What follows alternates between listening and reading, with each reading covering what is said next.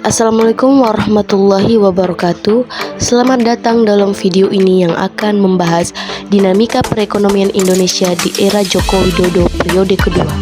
Sebelumnya, perkenalkan, nama saya Hasmiana Restuwaina, mahasiswa Universitas Muhammadiyah Maumere. Seperti kita ketahui, pemahaman terhadap permasalahan ekonomi menjadi krusial, mengingat dampaknya pada kehidupan sehari-hari kita. Sebelum kita melangkah lebih jauh, mari kita memiliki gambaran singkat tentang konteks awal periode kedua pemerintahan Joko Widodo. Pada saat itu, Indonesia berada di tengah tantangan ekonomi global dan internal yang membutuhkan kebijakan yang tepat untuk menghadapinya. Bagaimana pemerintahan ini mengelola permasalahan ekonomi dan merumuskan kebijakan untuk mendukung pertumbuhan? Mari kita eksplorasi bersama dalam video ini. Sekarang mari kita fokus pada analisis pertumbuhan ekonomi Indonesia dengan mengamati beberapa indikator kunci. Pertama, Gross Domestic Product (GDP) sebagai cerminan dari aktivitas ekonomi secara keseluruhan.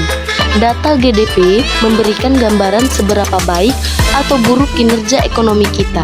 Selain itu, kita perlu memahami tingkat inflasi yang mencerminkan perubahan harga barang dan jasa.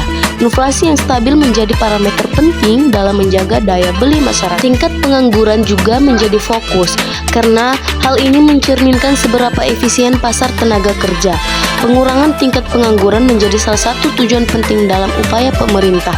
Namun, perekonomian tidak berjalan sendiri, berbagai faktor mempengaruhinya. Faktor geopolitik seperti hubungan dengan negara-negara tetangga dapat memberikan dampak signifikan. Kondisi global juga memainkan peran penting, mengingat ketergantungan ekonomi Indonesia pada pasar internasional. Tidak ketinggalan, kebijakan internal pemerintah juga berpengaruh besar. Reformasi struktural, kebijakan fiskal, dan kebijakan moneter semuanya berkontribusi dalam membentuk arah perekonomian. Dalam video ini, kita akan merinci dampak faktor-faktor ini terhadap perekonomian Indonesia pada periode kedua pemerintahan Joko Widodo. Mari kita selami bersama. Sekarang, mari kita fokus pada pencapaian ekonomi yang telah terjadi selama periode kedua pemerintahan Joko Widodo. Salah satu indikator positif yang patut dicermati adalah peningkatan investasi. Pemerintah telah berhasil mendorong sektor investasi, baik dari investor lokal maupun asing, yang memiliki dampak positif terhadap pertumbuhan ekonomi. Selain itu, ekspor juga menjadi sorotan utama. Pemerintahan Joko Widodo aktif dalam mengembangkan pasar ekspor, peningkatan daya saing produk Indonesia di pasar internasional. Ini tidak hanya mendukung perekonomian nasional, tetapi juga memperkuat posisi Indonesia di pasar global. Penting juga untuk mencermati proyek-proyek infrastruktur yang telah dilakukan.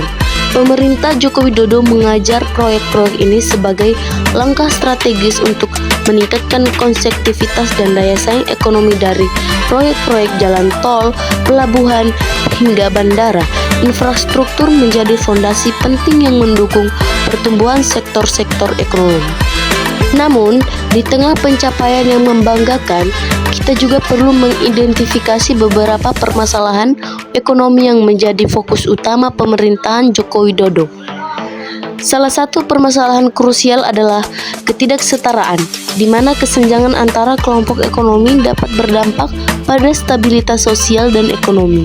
Selain itu, tantangan ketahanan ekonomi juga menjadi aspek penting.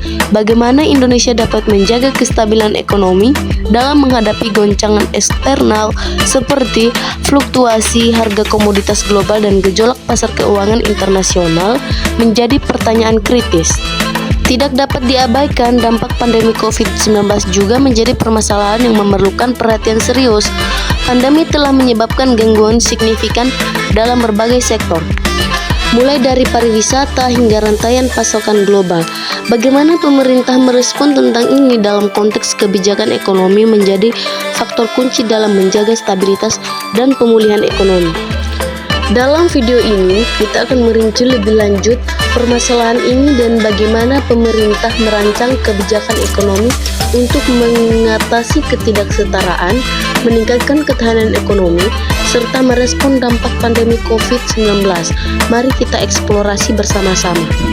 Untuk mengatasi permasalahan-permasalahan ekonomi, Joko Widodo mengeluarkan kebijakan perekonomian, di mana Salah satu langkah penting adalah penerapan paket stimulus ekonomi yang dirancang untuk memberikan dorongan kepada sektor-sektor kunci dalam menghadapi dampak negatif khususnya akibat pandemi COVID-19.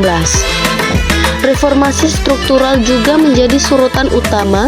Pemerintah telah berkomitmen untuk melakukan perubahan dalam sistem ekonomi seperti penyederhanaan regulasi dan peningkatan efisiensi birokrasi. Langkah-langkah ini diharapkan dapat meningkatkan daya saing dan kesejahteraan ekonomi nasional. Sementara itu, kebijakan fiskal yang diterapkan mencakup perubahan dalam anggaran pemerintah, termasuk penyesuaian belanja dan pendapatan. Kebijakan moneter juga menjadi instrumen penting, termaksud kebijakan suku bunga untuk mengatur likuiditas dan stabilitas keuangan.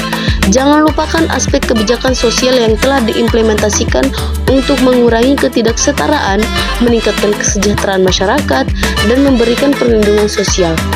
Dari semua kebijakan-kebijakan pada era Joko Widodo, apakah kebijakan tersebut berhasil untuk diterapkan? Nah, kita perlu merujuk pada data konkret dan dampak yang terlihat dalam perekonomian Indonesia. Data pertumbuhan ekonomi, investasi, dan indikator lainnya menjadi penunjuk utama efektivitas kebijakan tersebut. Dari hasil evaluasi, kita dapat menentukan sejauh mana kebijakan pemerintah berhasil mengatasi permasalahan ekonomi yang diidentifikasi sebelumnya, seperti ketidaksetaraan dan ketahanan ekonomi.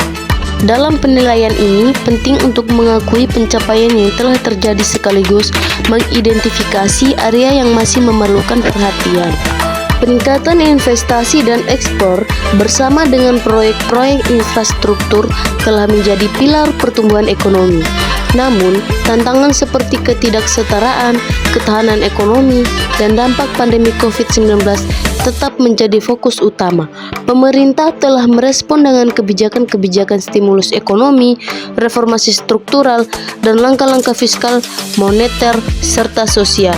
Penting untuk diingat bahwa keberhasilan dan keberlanjutan perekonomian tidak hanya merupakan tanggung jawab pemerintah. Partisipasi masyarakat menjadi elemen kunci dalam mendukung dan memahami dinamika perekonomian. Keterlibatan aktif dari berbagai lapisan masyarakat akan memberikan kontribusi positif dalam menjaga stabilitas dan memberikan pandangan yang lebih luas terhadap kebijakan ekonomi. Sekian pembahasan dari saya. Billahi taufiq wal hidayah. Wassalamualaikum warahmatullahi wabarakatuh.